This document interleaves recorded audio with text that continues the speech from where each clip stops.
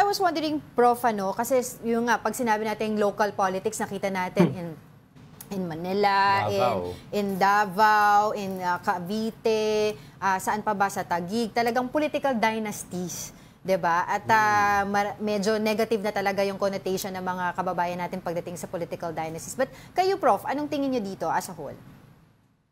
Well, our political landscape has always been dominated by political dynasties for the longest time, ano. And I think it's quite hard to it's quite hard if you're going up against a dynasty and you're a newcomer, an aspiring political leader. Napakahirap na na manalo sa yung mga local positions, ano. And then ang malungkot doon is that we're giving our voters limited choice.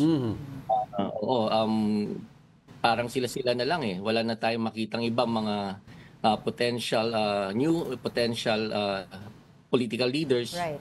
that can bring new things to the table.